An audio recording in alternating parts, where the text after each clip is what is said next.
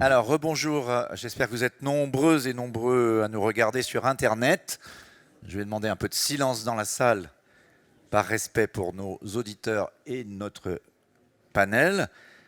Donc, autour de moi, déjà, sont présents Sylvie Goulard, à ma gauche, sous-gouverneur de la Bonjour. Banque de France. Bonjour Sylvie Goulard. Et Michael Lemarchand, le directeur de l'engagement social, territorial et environnemental de la SNCF. Bonjour. Bonjour. Nous devrions être rejoints dans quelques instants par Christian Estrosi et par Marianne Legnaud, que nous attendons sur scène.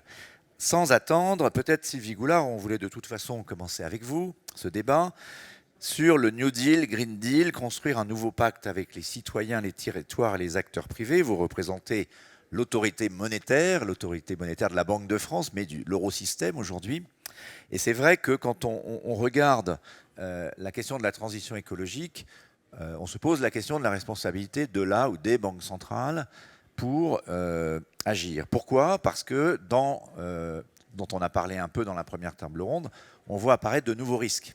Risques climatiques, on le verra tout à l'heure pour beaucoup d'entre eux non finançables ou non assurables, et évidemment un enjeu du coup de stabilité économique et financière pour le monde. Donc comment est-ce que vous-même vous adressez cette question des nouveaux risques climatiques dans le cadre de la Banque centrale, et puis quel peut être le rôle de la Banque centrale, ça on reviendra dans la discussion, pour aider à financer les investissements très lourds qui vont être nécessaires. Merci beaucoup au maire de Nice, Christian Estrosi, et à toute l'équipe qui a organisé ce très beau forum. Alors on peut se demander toujours ce qu'une banque centrale vient faire dans une discussion de cet ordre, hein, et ça n'est pas forcément immédiat pour tout le monde. Mais je crois d'abord que, comme vous l'avez très bien dit, et beaucoup de choses ont été dites, donc je vais passer vite, il y a à la fois des risques et il y a des opportunités et des besoins d'investissement considérables. Donc il est clair que la finance fait partie de la solution. Jusqu'à présent, on a financé un système carboné. On veut rapidement financer un système décarboné, ce qui exige de mettre en marche des moyens de financement nouveaux, de mieux les canaliser. Bon, voilà, ça va. Et de mieux les canaliser de manière à éviter les risques. En fait, paradoxalement, il y a un risque si on ne fait rien, un risque physique, à ne pas lutter contre les événements climatiques. Ça a été très bien rappelé. La région a été frappée l'année dernière. Mais il y a des risques de transition aussi. C'est-à-dire que si on n'accompagne pas bien la transformation de l'économie, tous les capitaux qui auront été mis dans des secteurs qui sont voués à disparaître peuvent créer des crises financières. Donc il y a un rôle pour les banques centrales, il y a un rôle pour le secteur financier. Et puis ce que je voudrais dire, parce que je suis très attachée à la question des territoires et du global, mon portefeuille à la Banque de France, c'est plutôt les relations internationales, les négociations dans un certain nombre d'enceintes où on parle de ces questions, comme le G20, comme le G7, l'Union européenne. Mais sans le niveau local, sans l'implication de tous les citoyens, sans l'implication des collectivités locales, on n'arrivera pas à respecter les engagements. Alors qu'est-ce que nous faisons concrètement ? Concrètement, nous sommes rentrés dans la question par les risques. Et nous avons développé un réseau de banques centrales. On a démarré à 8 fin 2017, on est plus de 95. On a maintenant aussi bien les Américains que les Russes, les Indiens, les Brésiliens, les Chinois qui étaient là dès le début, et tout un tas de pays pour avoir la même approche. Parce que sinon, comme ça a été dit précédemment, de toute façon, on ne réglera pas un problème global. Donc, approche par les risques, développement d'instruments qui vont permettre de regarder ce qu'il y a dans les bilans des banques, d'aider les banquiers et les assurances à prendre les bonnes décisions, etc.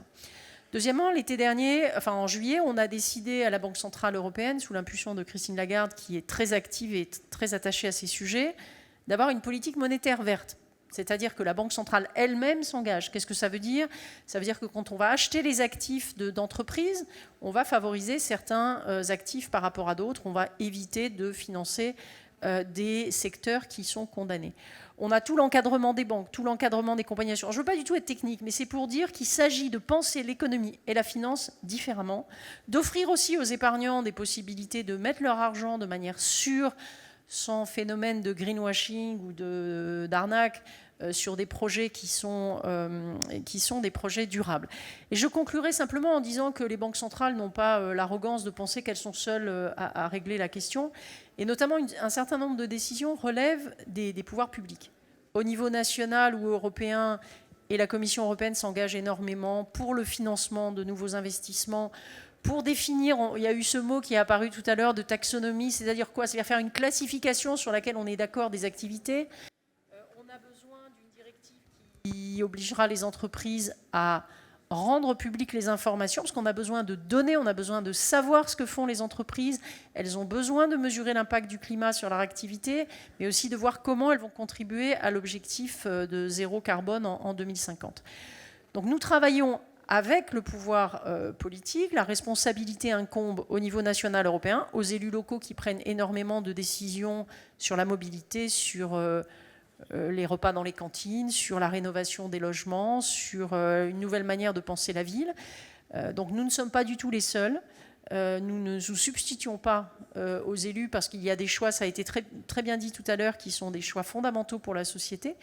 Mais nous pouvons apporter à la fois un appui technique, un réseau international et faire bouger la finance de manière à ce qu'elle vienne au service du projet durable. Alors, juste pour prolonger la discussion avec vous, parce que vous représentez l'autorité monétaire, la Banque centrale, une de vos missions, c'est la lutte contre l'inflation. On sort de cette crise incroyable qui vient d'arrêter le monde dans une crise cardiaque qui a duré quelques mois. On en sort avec plus de dettes et on en sort avec des vraies questions qu'on n'avait pas adressées depuis longtemps. On se remet à parler d'inflation par les prix de l'énergie notamment et des matières premières. Et alors, ce n'était pas prévu avec Christian Estrosi que ça tombe ce jour-là, mais il se trouve que le pétrole vient de passer la barre des $80, le prix du carbone vient de passer la barre des 65 € la tonne. Donc est-ce que la transition écologique n'est pas en train de se faire peut-être même plus vite qu'on ne l'aurait voulu en termes de signal prix pour les consommateurs et les producteurs? Comment est-ce que vous observez ça? Visiblement, et particulièrement en France, en cette veille d'année présidentielle, ça affole un peu par la vitesse. Au niveau gouvernemental, puisque des mesures vont être annoncées dès ce soir. Il y en a déjà quelques-unes de connues, mais j'ai cru comprendre que dès ce soir, ce jeudi soir, on va avoir des mesures du Premier ministre pour peut-être prendre des mesures fiscales pour éviter ce dont on parlait tout à l'heure. C'est-à-dire que si les gens voient que la transition écologique vient rogner leur pouvoir d'achat, on retombe dans le débat fin du monde, fin du mois. Qu'est-ce que vous observez? Est-ce qu'on est entré dans un cycle inflationniste par la hausse de l'énergie, notamment? Alors c'est une question très complexe, je vais essayer de répondre rapidement. D'abord, on sort effectivement d'une crise mondiale profonde qui a des implications sur les prix de certaines ressources et de certaines matières premières. Et je dirais que on ne peut même pas dire, malheureusement, parce que d'une certaine manière, on voudrait que ça aille vite, la transition, que tout est lié à une sorte de prise de conscience. Je pense qu'il faut être très prudent dans l'analyse. Il y a un phénomène. Les économies ont été arrêtées, comme vous l'avez dit. Elles redémarrent avec des taux de croissance qu'on n'a pas connus en Europe, 6% pour la France. Ça crée un certain nombre de tensions. Il y a eu des entreprises qui se sont arrêtées. Tout le monde recommande en même temps, etc. Donc, premièrement, l'analyse, Christine Lagarde l'a encore dit cette semaine, est plutôt celle d'un phénomène qui est lié à ce qui s'est passé et qui serait de caractère temporaire. Ensuite, vous avez effectivement ce mouvement de fond, ce mouvement structurel que nous appelons de nos voeux ici, qui est celui d'une transition. Je crois qu'il faut dire la vérité à tous ceux qui nous écoutent.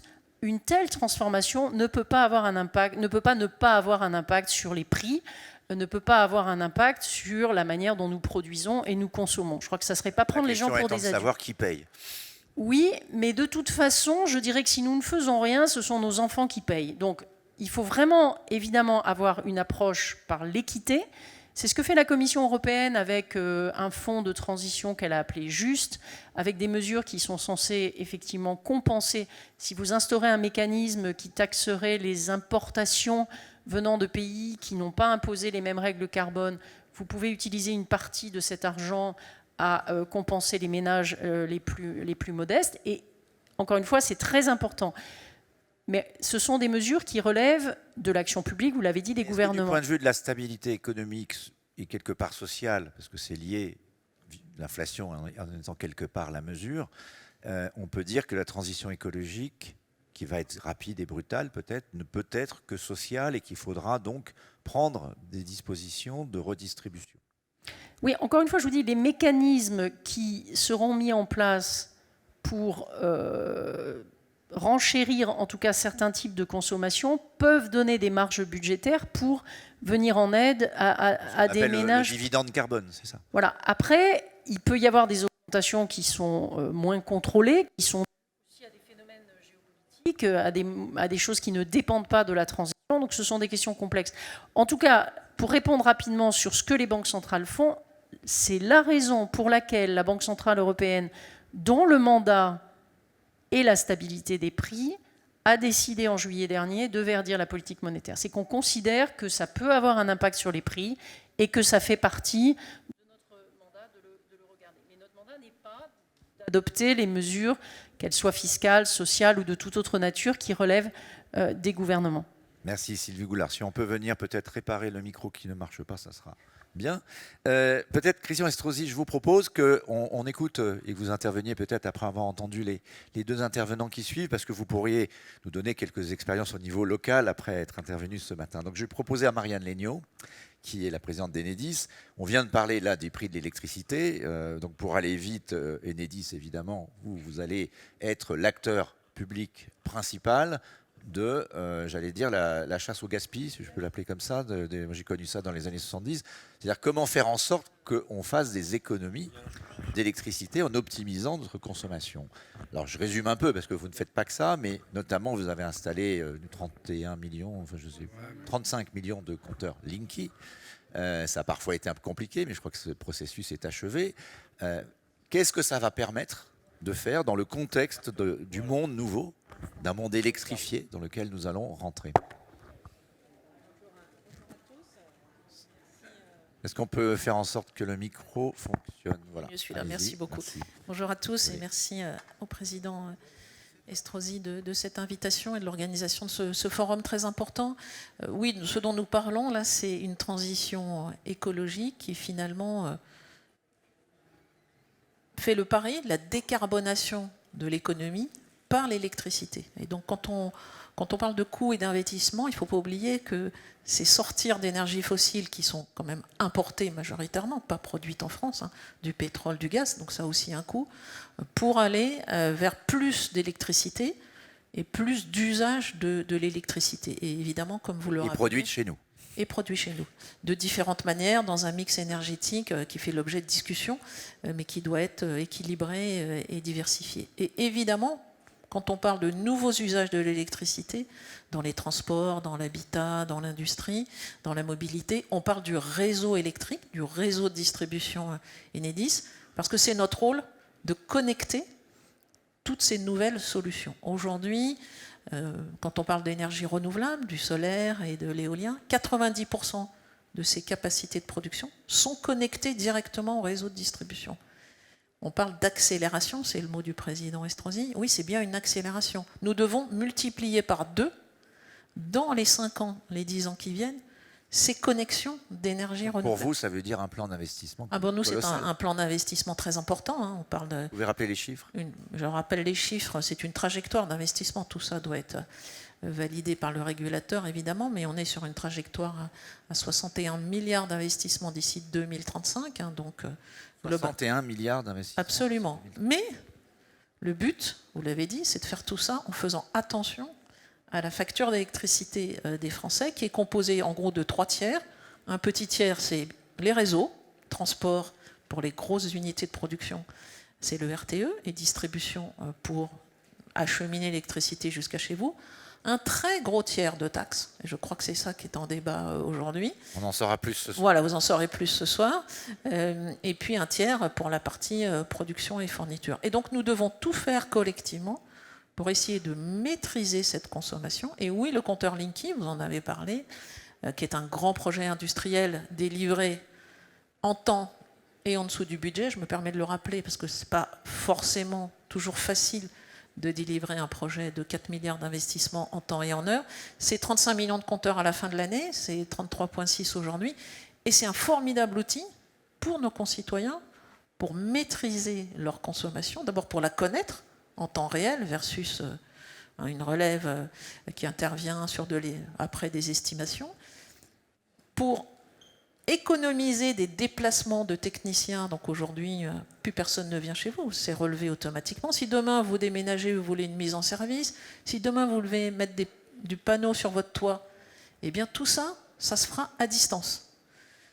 Et enfin, vous pouvez souscrire des offres de fournisseurs, et aujourd'hui, il y a beaucoup d'offres diversifiées qui vous vont permettre de faire des économies, de faire des super heures creuses, des offres week-end, des offres vertes. Donc, c'est vraiment un levier très, très important. Est-ce que vous pouvez nous expliquer, et peut-être en prenant l'exemple du territoire de Nice, par exemple, ou de la métropole, comment vous anticipez les modifications d'équilibre d'offres et de demandes d'électricité sur la décennie, et comment, de part et d'autre, avec le développement peut-être à Nice notamment du solaire et de l'autoconsommation, on pourrait imaginer un changement de modèle électrique et dont vous êtes un des acteurs. Ce changement de modèle, il est déjà à l'œuvre, hein. Il est double. Le premier changement, c'est la nature de l'infrastructure dont on parle. Bien sûr, quand on parle de distribution d'électricité, on pense poteau, on pense fil, on pense poste aux sources, etc. C'est vrai, mais ce réseau physique, il est maintenant doublé d'un réseau complètement digital. En fait, nous opérons un double réseau bourré de capteurs intelligents, bourré d'intelligence artificielle, bourré de technologies pour faire face aux inondations, aux aléas climatiques, dépanner les gens à distance le plus vite possible sans même qu'ils s'en rendent compte. Ça, c'est le premier changement. C'est considérable, ça change nos métiers. Et le deuxième changement, c'est qu'on part d'un réseau ou d'une organisation de la chaîne de valeur électricité qui était centralisée, des centrales nucléaires, des centrales thermiques, autrefois du fioul et du charbon. On produisait, on transportait, on vendait, différents acteurs, et à la fin, le réseau de distribution vous apportait l'électricité. Ça reste vrai, mais seulement en partie. Aujourd'hui, en tout point de ce réseau, en tout point du territoire, et c'est vrai sur celui de la métropole, vous avez des gens qui produisent de l'électricité et qui la consomment et qui donc sont raccordés au réseau. Et donc le sujet devient plus le pilotage local, de la boucle locale de cet équilibre. Un quart des producteurs, notamment solaires, plus souvent de la métropole, sont des autoconsommateurs. Et on a fait x5 en 2 ans. Ça correspond à un mouvement de société.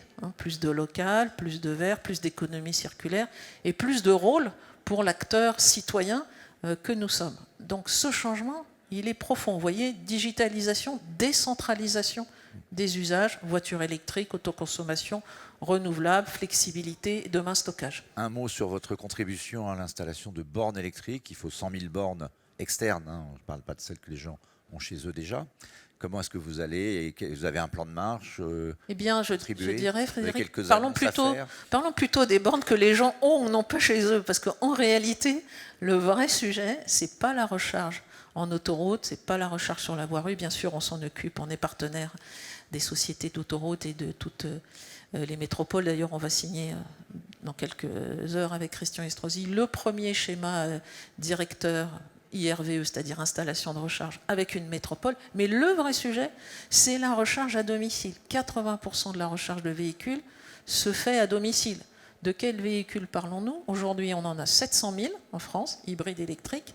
Prévision de l'ADEME, Arnaud Leroy, je crois, intervient demain, 15 millions en 2035, depuis notamment les annonces du Fit for 55 de la Commission à l'été. Nous étions jusqu'à présent sur une courbe à 9 millions, de 9 à 15. Vous voyez le shift incroyable que ça représente. Donc il faut se concentrer sur l'habitat collectif. Seuls 1% des copropriétés avec parking sont équipées d'installations. Donc il faut trouver des solutions innovantes, rapides et efficaces. Et Enedis est là pour jouer ce rôle et pour, partout où les promoteurs vont le demander, prééquiper jusqu'à la station finale. Nous ne vendons pas de bornes, ni d'électricité, mais pour que ça arrive et que ça soit possible, parce que là, vraiment, il faut mettre le paquet si on veut être au rendez-vous de ces objectifs de 2035. Merci beaucoup. Alors, Michaël Lemarchand, vous êtes donc, on va dire, le patron de la RSE, pour aller vite, à la SNCF. Vous êtes là, je pourrais dire, la transition écologique est là pour nous faire adorer le train, sans doute, puisque c'est le transport décarboné par excellence. La question, c'est quel train, quelle qualité de service, quels changements vont apporter les années qui viennent en matière de transition. On sait qu'il reste encore des petites lignes qui ne sont pas aujourd'hui adressées. On sait que. Est-ce que vous pensez que cette transition écologique peut être une opportunité pour la SNCF de nous faire encore plus adorer le train ? Oui, merci d'abord pour l'invitation et créer les conditions d'un dialogue. Vous l'avez dit dans votre introduction, Monsieur le Président, et c'est très important pour pouvoir trouver des solutions en commun et les mettre en œuvre ensemble. Il faut commencer par dialoguer, se mettre d'accord. Ne pas être d'accord peut-être au départ, mais en tout cas trouver des solutions communes. Alors, je ne vais pas vous vendre le train, j'aimerais peut-être quand même vous dire pour tout le monde, tous ceux qui nous écoutent, quelques chiffres pour comprendre l'ampleur du sujet sur la partie transport. Le transport en France, c'est le premier secteur d'activité émetteur de gaz à effet de serre, c'est 30% des émissions totales en France. Est-ce que vous m'entendez ? 30% en France. C'est loin devant l'agriculture qui est le deuxième à 20%. Allô monsieur, est-ce que vous m'entendez ? Bien. Un sujet, je ne sais pas Parfait. si... Vous également ? Oui, je vous entends très bien. Qu'est-ce qui se passe là? Je vais continuer. On va continuer. Donc 30% d'émissions de gaz à effet de serre, le ferroviaire, c'est 0,3%. Ça veut dire que c'est 1% des émissions de tout le transport en France pour 10% de part de marché. 1% des émissions, 10% de part de marché. Ça montre une chose, ça veut dire que le ferroviaire fait partie de la solution de la transition écologique que nous nous sommes donnés comme ambition collectivement.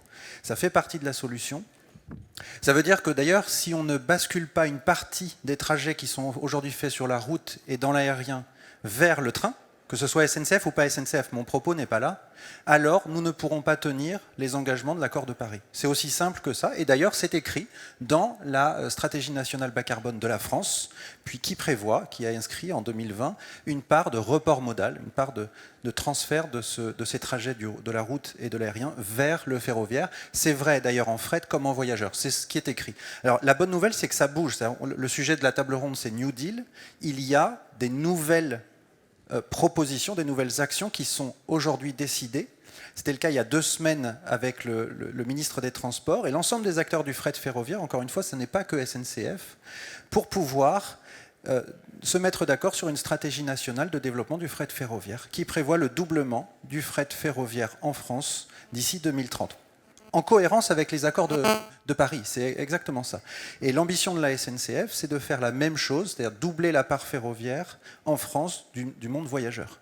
Et ce n'est que comme ça que nous réussirons à contribuer à l'accord de Paris. Mais il y a une chose qui est très importante qui a été dite tout à l'heure, c'est que la transition écologique sera réussie que si on réussit aussi la transition sociale et économique qui va avec. Ça paraît évident peut-être de le dire, mais je crois qu'il faut qu'on se le dise, qu'on le répète, parce qu'il n'y aura pas de solution indolore. C'est-à-dire chacun, vous le disiez tout à l'heure, Sylvie Goulard le disait, c'est-à-dire qu'il ne faut pas faire croire que tout ça sera indolore pour tout le monde. Non, non, il va y avoir de vraies transformations. Ça ne veut pas dire qu'il faut les subir, mais il faut les accompagner. Ça, c'est très important. Nous sommes tous interdépendants, et c'est pour ça que c'est important de réunir toutes les parties prenantes, acteurs privés, publics, collectivités, citoyens, contribuables, parce que nous avons tous un rôle à jouer dans ce défi. Nous sommes tous interdépendants. La transition écologique, ce n'est pas un examen scolaire de fin d'année. Il ne s'agit pas d'être le très bon élève à la fin de l'année avec le reste de la classe qui n'aurait pas la moyenne, parce que ça ne sert à rien. Il faut réussir tous ensemble. Et donc, la SNCF veut contribuer du fait de son poids dans le secteur des transports, dans son poids dans l'économie, la vitalité des territoires, des collectivités, veut jouer et tenir son rôle et sa responsabilité. Alors, on évoquait trois points en fait ensemble. Oui. Améliorer l'attractivité de l'offre ferroviaire, vous en avez un peu parlé. Il y a la révolution silencieuse du progrès technique. On peut imaginer sortir du train à diesel, la vieille Micheline, et d'avoir des batteries électriques pour réouvrir des lignes. C'est quelque chose sur lequel vous travaillez? Alors oui, vous avez raison. C'est rendre le ferroviaire attractif d'abord. C'est-à-dire qu'on ne gagne pas des parts de marché sur la route et l'aérien. Encore une fois, c'est rien contre la route et l'aérien qui ont leur place, mais encore une fois, c'est servir l'accord de Paris. Mais il faut rendre le ferroviaire attractif et on balaye devant notre porte, c'est-à-dire rendre les prix beaucoup plus attractifs, l'offre beaucoup plus fiable et donc la qualité de service. Donc ça, c'est très important, mais c'est aussi l'intermodalité, on en parle beaucoup, mais il faut absolument qu'on rende possible concrètement dans la vie au quotidien des gens le fait de prendre le train plutôt que de prendre sa voiture. Il y a 70% de la population française qui habite à moins de 5 km d'une gare et 90% à moins de 10 km. Si on réussit à permettre l'accès à une gare, à un parking électrique qui permet une recharge par exemple, et des vélos, alors nous allons réussir à rendre cette offre attractive. Mais sur l'innovation, ça c'est fondamental. Vous parlez d'électrification frugale, je crois. Oui, parce que c'est pas parce qu'on fait que 1% des émissions du secteur des transports qu'il faut qu'on se repose sur nos lauriers. On doit rendre le système ferroviaire plus performant. Performant d'un point de vue environnemental, performant d'un point de vue économique. C'est très très important. Donc c'est quoi les solutions? L'électrification frugale. Alors, les solutions, évidemment, on développe l'hydrogène. On continue de développer ou de terminer l'électrification, parce que vous savez que les TGV, c'est 100% électrique, les Transiliens, c'est 100% électrique, et les TER, c'est 50% électrique. Donc il y a tout un programme avec les collectivités régionales qui sont les autorités organisatrices pour transformer le diesel, ou transformer ou enlever le diesel pour passer à de l'électrique. L'électrique, c'est de l'hybride, on peut passer aussi à de l'hydrogène, et on parle d'électrification frugale. Ça veut dire une chose, c'est-à-dire qu'on a un impact de performance sur l'environnement et sur l'économie, puisque ce qui coûte très cher, c'est de rendre électrique toute une ligne de chemin de fer. Si on fait de l'électrification frugale, on fait de l'hybride. On électrifie une partie de la voie, mais pas ce qui coûte le plus cher en électrification. Les ouvrages d'art, les ponts, les entrées de gare, les souterrains, tout ça, ça coûte extrêmement cher. Si on a des batteries électriques à bord des trains, on peut éviter d'une électrification totale, et ça c'est un changement complet par rapport à ce que nous faisions jusqu'à présent. Donc ça c'est très réel, hein, et on pourra en parler cet après-midi avec l'innovation. Mais j'aimerais dire une chose. On balaye devant notre porte, on rend le ferroviaire plus attractif, on rend le ferroviaire plus performant d'un point de vue environnemental et économique. D'ailleurs, je n'ai pas parlé d'économie circulaire, mais on crée des emplois avec l'économie circulaire. 92% des trains aujourd'hui sont recyclés et réinjectés dans une filière de revalorisation. On espère passer à 97% d'ici la fin de la décennie, et ça sera le cas avec le nouveau TGV notamment. Ça crée 450 emplois là, dans les années qui viennent, puisqu'il y a 15 centres de recyclage du ferroviaire, du matériel ferroviaire qui vont être ouverts, dont le prochain, le plus grand en fait, en Normandie, le 12 octobre prochain qui sera inauguré. Donc ça c'est très concret, c'est un impact social, c'est un impact économique et c'est un impact environnemental. Mais il y a une chose, pour ne pas être trop long, j'aimerais rebondir sur ce que disait Madame Goulard, il y a une chose pour le coup qui est absolument essentiel, et M. Estrosi disait qu'il fallait se dire les vérités. Je crois qu'il faut qu'on se dise aussi qu'on ne changera le système, puisqu'on parle de New Deal, que si on réussit à faire une chose qui est très simple à comprendre mais très difficile à faire, c'est-à-dire intégrer les coûts environnementaux et sociaux dans nos décisions d'aujourd'hui. Parce qu'aujourd'hui, on prend des décisions en sachant que ça a un impact social et environnemental demain, mais on ne sait pas comment le prendre en compte et le chiffrer ici et maintenant. Et c'est ce que disait d'ailleurs Madame Lagarde dans son discours à l'inauguration de l'UICN à Marseille au début du mois, et vous étiez là, on était ensemble.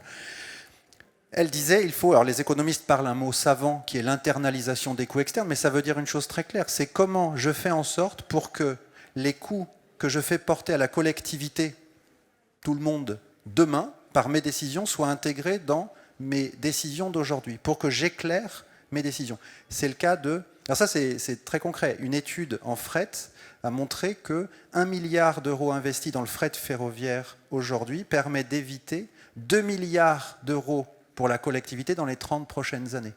Le problème, c'est que le milliard, il faut le financer maintenant. Les 2 milliards, on les économise plus tard. C'est tout le sujet de la transition. Et là, les financiers ont un rôle fabuleux à jouer. Et c'est pour ça que c'est essentiel que la finance joue un rôle. La finance, mais aussi à un certain moment le prix du carbone, qu'on associe toujours avec la taxe carbone, les gilets jaunes, etc. Et j'ai beaucoup de respect pour les questions sociales. Mais en économie, quand on ne donne pas un vrai prix à l'activité, c'est-à-dire quand une activité polluante ne paye pas le dommage causé par la pollution, on est sur une voie qui est biaisée. Donc la Banque de France n'a pas à avoir d'opinion là-dessus. Simplement, je dis qu'en tant que choix technique économique, si nous avions un prix du carbone, nous aurions la possibilité de mieux calculer ce que Miguel demandait qu'on calcule. Absolument, c'est-à-dire que le prix du carbone, c'est la première concrétisation de cette prise en compte des externalités dans nos décisions. Et effectivement, je ne vais pas sur le sujet de la taxe ou pas, mais en revanche, nous ne serions pas responsables si l'on ne posait pas ce sujet-là. Il faut que nous le fassions, sinon on se raconte un peu des histoires, on peut améliorer les choses, mais on ne changera pas le système. Donc la SNCF a décidé de se doter d'un prix interne de la tonne carbone. Il se trouve qu'on a la chance d'avoir un expert français et mondial, c'est Alain Quinet. À quel prix ? Je vous le dirai quand on aura décidé. Le 2 novembre prochain, je réunis on se Vous avez réunit vu tout qu'on le est comité déjà de direction. à 65 Oui, euros. mais on ira au-delà de ça parce qu'en fait, il faut se mettre en bascule, il faut changer le système. Donc nous allons intégrer ce prix de la tonne carbone. Et on va le faire, mais le problème, c'est qu'il faut que tout le monde fasse la même chose. Parce que sinon, on ne parle pas le même langage avec les collectivités qui n'adopteraient pas. Alors, ce n'est pas le cas de Et au Nice, plan mais mondial n'adopteraient aussi. pas. Et C'est au au plan plan mondial. mondial. Donc du coup, il y a des opportunités. Et heureusement, ça bouge un peu. Il y a la taxonomie, on en a parlé. Il y a les normes de reporting extra-financier, mais ça ne va pas encore assez loin. Il faut réussir à prendre en compte ça. L'IFRS, au niveau international, y travaille pour que les normes comptables puissent intégrer ça, sans quoi on ne changera pas le système parce que les décisions économiques continueront d'être faites sans considérer l'environnemental et le social. Merci. Christian Estrosi, je me tourne vers vous. J'ai envie de vous poser une question un peu brutale ou directe. C'est comment on fait, c'est la règle du jeu, comment on fait quand on est le maire d'une grande ville et d'une métropole comme la vôtre, quand on sait, comme vous l'avez décrit très bien ce matin, ce qui est en train d'arriver, pour agir en évitant à la fois la critique, peut-être facile, mais qui est là, du greenwashing. C'est-à-dire ce que vous faites finalement, c'est juste de la bombe, mais ça n'ira jamais très loin. Et au contraire, d'éviter aussi le phénomène inverse, c'est-à-dire d'aller trop loin au risque de bloquer, parce que vous prendriez des mesures fortes et impopulaires, ou en tout cas qui ne seraient pas comprises. Comment on arrive à assurer le dialogue entre ceux qui disent il faut aller très fort, très vite, dès maintenant, et en fait vous n'y êtes pas du tout, et ceux qui disent bon, vous avez pris quelques mesures, mais finalement elles nous embêtent. C'est quoi l'avenir? Vous allez nous empêcher de rouler dans Nice à 80 km/h, demain ça va être 30 km/h à Nice, peut-être comme à Paris, etc. Donc comment est-ce qu'un décideur public arrive à gérer ce dilemme? Pour être franc, il y a encore peu de temps, c'est vrai, nous avions, nous, les responsables politiques, au plan national, au plan local, cette faiblesse d'être toujours suiviste de l'opinion publique. On se disait non, on va les contrarier, il ne faut pas faire ça, c'est interdit de prendre la bagnole, etc. Et puis, je fais partie de ceux qui aujourd'hui se sont rangés à l'idée que ne pas prendre le risque d'une part d'impopularité aujourd'hui, c'est prendre le risque dans 3 ans, dans 4 ans, dans 5 ans, de toute façon de se faire éjecter très violemment. Je pense que les consciences sont en train d'évoluer très vite. Que la peur qui n'existait pas forcément, peut-être effet Covid d'ailleurs, 1 an et demi de méditation, aujourd'hui a fait du cheminement dans les consciences collectives. Y compris pour vous? Mais pour moi, ce n'est pas nouveau, parce que j'ai commencé en 2008. Alors, l'avantage d'un maire, c'est plus simple que pour un chef d'État. S'il fait à peu près bien son job, il est renouvelé. C'est mon 3e mandat. C'est d'ailleurs celui où je suis le mieux élu, 60%. Et en 2008, mon programme, c'était Nice, ville verte de la Méditerranée. C'était pas la mode. Mais pas du tout. Et d'ailleurs, dans les professions de foi de mes opposants à l'époque, et y compris dans mon premier renouvellement en 2014, du vert, nulle part. C'est devenu à la mode d'un coup, après les élections européennes. Bon. Donc, je ne réfléchissais pas. J'avais conscience d'une réalité. Alors peut-être est-ce mon éducation, peut-être est-ce parce que je suis montagnard. Les Niçois sont montagnards. Le fondateur du club alpin français, le chevalier Victor de Sessol, c'est un Niçois. On n'est pas des marins. Vous ne voyez pas de grandes régates en Méditerranée, vous ne voyez pas de grands marins qui font le tour du monde, à part mon ami Jean-Pierre Dick, qui a été une exception, qui soit issu d'ici. On est montagnards, moi-même, on me dit toujours, mais c'est incroyable, j'ai vu à l'arrivée de la Coupe du Monde de ski, au championnat du monde cette année, Mathieu Fèvre va être champion du monde de géant, j'ai vu Nice sur son casque. Et j'ai dit oui, il a grandi dans une école niçoise, il est niçois. Avec le réchauffement climatique, il y a le quart de l'équipe de France de ski qui sont niçois. Peut-être pas dans 20 ans avec le réchauffement climatique. En tout cas, aujourd'hui, on a toujours, c'est notre histoire, on a toujours été. Donc mon éducation, c'est comme ça. J'ai grandi dans mon village en même temps que dans ma ville. Quelque part, j'ai toujours eu ce sentiment que d'abord, il devait y avoir une grande solidarité entre le monde urbain et le monde rural, que j'en ai un peu ras-le-bol qu'on confonde métropole et monde urbain. Mégapole, c'est monde urbain. Métropole, ça n'a rien à voir avec le monde urbain. Une métropole, c'est un territoire, alors chacun le construit comme il peut l'entendre, mais qui apporte de la croissance à sa ruralité environnante et qui doit profiter de sa ruralité environnante pour faire ses plans d'alimentation territoriale, pour y trouver des ressources naturelles qu'il peut apporter à la zone urbaine, etc. Et sur un territoire comme le nôtre, naturellement, encore plus facilement. Donc, j'ai réussi à avoir des administrés depuis le plus petit village. On vous rendez compte que la plus haute route d'Europe, le col de la Bonnette, Restefond, alors que vous êtes au bord de la Méditerranée, et sous ma responsabilité, c'est dans la métropole de Nice.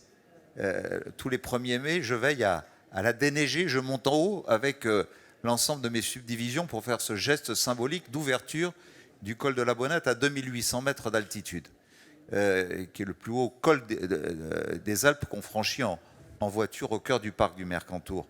Donc c'est ça notre image. Et peut-être que cette éducation a fait que, au début, on se disait mais qu'est-ce qu'il est en train de nous fabriquer, qu'est-ce qu'il fait, etc. Nous avons livré, je salue Jacques Richier, qui est mon vice-président de la métropole en charge de l'économie, il y a maintenant 2 ans, cette ligne de tramway qui part de l'aéroport et qui va jusqu'au port. 1 milliard d'euros. Et je remercie la Banque européenne d'investissement, comme la CDC, qui nous ont fait des prêts entre 0,9 et 1,2% sur 25 ans. C'est-à-dire que à ceux qui me disent vous endettez les générations futures, pardon, c'est les générations futures qui vont utiliser ce mode de transport. Et on me dit vous avez pris une option plus chère. Il y en avait une moins chère à 750 millions d'euros en surface, là où j'ai fait un tram, un métro, puisqu'il y a 12 km en surface et 3 km en souterrain. Et le président de la Banque européenne d'investissement, quand il est venu signer son crédit avec nous, enfin le crédit qu'il nous accordait avec nous, a dit « Je vous prête à 1,1% parce que sur 25 ans, il sera totalement amorti. » Il sera totalement amorti. Pourquoi ? Parce que vous le payez plus cher que 750 millions d'euros, parce que faisant les 3 km en souterrain, sous la ville ancienne, vous lui permettez sur cette partie de rouler à 75 km/h, là où en surface, la réglementation française fait qu'on ne peut pas, quand on n'est pas en site totalement propre, rouler en moyenne à plus de 12 km/h. Pardon de vous dire ça, non, mais c'est important. Ça vous permet de transporter... Vous parliez de dire que vous étiez prêt à prendre un certain nombre de risques d'impopularité. Ça vous je voudrais vous poser la question, lesquels est-ce que vous seriez un peu plus hidalgo dans l'avenir ? J'y viens. Mais ça vous permet de transporter 50 000 usagers de plus par jour, parce que vous avez une moyenne donc autant de voitures de vitesse commerciale. Et naturellement, quand vous avez en face de vous pendant... Parce que c'est 10 ans pour réaliser ça. 10 ans. Et naturellement, 10 ans de chantier dans une ville, c'est de l'impopularité. C'est des opposants qui vous disent « Voyez, il a fait un tunnel, il fait des trous, les murs des immeubles vont s'écrouler, etc. » Donc vous avez déjà fait... Malheureusement, le débat public et le débat politique, c'est toujours ça. Donc je connais... l'impopularité, c'est quoi ? C'est quand je dis... et c'est la polémique actuelle entre Nice et la Corse, où la presse quotidienne, qu'elle soit corse ou locale, me fait une par semaine, en ne retenant de mon plan climat qu'une seule chose, c'est que j'ai décidé de faire une taxe carbone à 60 € pour tout véhicule qui embarque sur un ferry pour aller en Corse.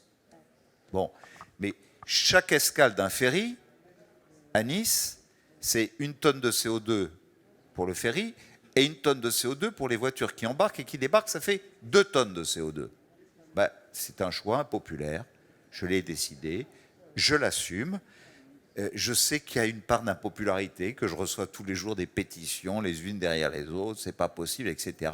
Je ne veux plus de 2 tonnes d'émissions de CO2 par escale d'un ferry. Je peux vous prendre comme exemple aussi une impopularité avec des bâtisseurs, promoteurs, constructeurs. Madame la présidente d'Enedis parlait de la recharge à domicile. Oui, il y a 80% des véhicules électriques, puisqu'on dit toujours oui, mais les territoires ne sont pas équipés. Et 80% de propriétaires de véhicules électriques les rechargent à domicile la nuit. On sait que les constructeurs automobiles, d'ici 4 ans, auront 80 à 90% de leur production qui sera électrique. Et on va continuer à accorder des permis de construire sans exiger qu'il y ait au moins 80% de bornes électriques dans les parkings collectifs. Dans mon plan local d'urbanisme, j'exige aujourd'hui, sans ça je n'accorde pas le permis de construire, qu'il y ait 80% de bornes électriques dans les parkings collectifs. Bon, alors, je pourrais vous faire... Comme on a peu à de l'infini. temps, restons sur 2 ou 3 idées, peut-être pour conclure, si- on se reverra, mais quelques... Mais si on je s'en peux dire reparle. une Voilà, chose, 2 ou 3 éléments. Je voudrais réagir concrets. sur des choses qui ont été dites Voilà. et Allez-y. qui dépassent le local, et qui se fondent un peu sur mon expérience. Bon. Nous avons naturellement l'Union européenne, l'État qui dit qu'il faut mettre des ZFE. Je vais faire ma ZFE, ça sera un peu plus impopularité, il n'y a pas de problème. On va mettre 30 km/h. J'ai notre amie Anne Hidalgo qui interviendra, je crois, pendant Demain les matin. 2 jours, demain matin. Avec vous. Elle a fait 30 km/h tout de suite. Personne ne le respecte, hein, je vous rassure. Ben moi, je les respecte. Quand je roule dans Paris, je les respecte. Vous, c'est normal. Mais je dis, en même temps, j'essaie de faire une écologie qui ne soit pas punitive. Comment on peut faire une écologie gagnant-gagnant? Gagnant-gagnant, c'est quoi? C'est on peut décréter du jour au lendemain, on impose à tout le monde de rouler à 30 km/h sans rien changer dans l'organisation de la ville. C'est le modèle Paris. Bon, très bien, si ça plaît aux Parisiens, mais je sais que ça ne plairait pas du tout aux Niçois. Par contre, nous, on a fait des études avec de l'intelligence artificielle, parce qu'aujourd'hui, plus rien ne peut se faire sans modéliser avec de l'intelligence artificielle. Et je sais qu'il nous suffit de supprimer 70 feux rouges dans le cœur de ville pour pouvoir mettre à 30 km/h et aller plus vite d'un point A à un point B en produisant moins d'émissions de CO2. Donc je dis à mes concitoyens, ZFE, suppression des critères 4, des critères 5, naturellement, c'est impopulaire, je l'assume, mais les 30 km/h, je ne vais pas les faire de manière punitive. Il me faut 2 ans pour organiser les croisements et supprimer 70 Donc, en fait, ça s'anticipe. feux rouges. Et c'est du dialogue avec les citoyens, peut-être aussi. Et je ne vous mettrai à 30 km/h que quand je vous aurai offert la possibilité d'aller plus vite qu'à 50 km/h d'un point A à un point B, et en même temps en diminuant de près de 30% les émissions de CO2. C'est un problème de méthode, Voilà. c'est un Voilà problème de une dialogue, mesure, ouais. et en assurant une part d'impopularité. Enfin, Christian Estrosi, j'en viens. Jean-Christophe Tortora me dit, Bon. il faut que... mais s'arrête. juste un Mais sujet on aura plein d'autres occasions. de parler. national quand même, et un peu industriel aussi. J'ai entendu parler par exemple du coût de l'énergie. Bon. Nous avons fait le premier réseau de géothermie, 8 km, dans la nappe phréatique du Var, à 30 mètres de fond. L'eau est de manière constante, été hiver, à 15 degrés. Et là aussi, sur ce site, nous délivrons de permis de construire que si le promoteur s'engage à mettre la mécanique qui permet de ne produire de l'énergie, du chaud et du froid qu'à partir de la nappe phréatique. Et donc, naturellement, c'est de l'énergie beaucoup moins chère que celle qui est facturée par Enedis, EDF, etc. Bon, c'est ce que je disais tout à l'heure. Accordez-nous la possibilité, dès lors que nous faisons cet effort avec la collectivité, et je vais faire la même chose, même avec le vieux Nice, pas que sur les nouveaux grés moins chers. Aujourd'hui, c'est pas possible, c'est le même prix pour tout le monde, de rendre plus compétitives nos entreprises. Sur les transports, je me tourne vers le représentant de la SNCF, qui est un grand partenaire avec lequel nous faisons notamment notre station multimodale à l'aéroport de Nice. Vous vous rendez compte que la prochaine fois que vous viendrez dans 6 mois, il y aura l'avion, le train, le tram et la grande gare routière au débouché de l'autoroute. Plus grand pôle multimodal d'Europe où tout se croise, y compris les pistes cyclables. Moi, quand je fais mon jogging le matin, je vois des gens qui vont prendre leur avion en vélo ici. Bon, donc c'est notre organisation. Mais pourquoi la SNCF? Moi, quand je vois des camions de la SNCF transporter du fret sur les autoroutes, j'ai du mal à comprendre.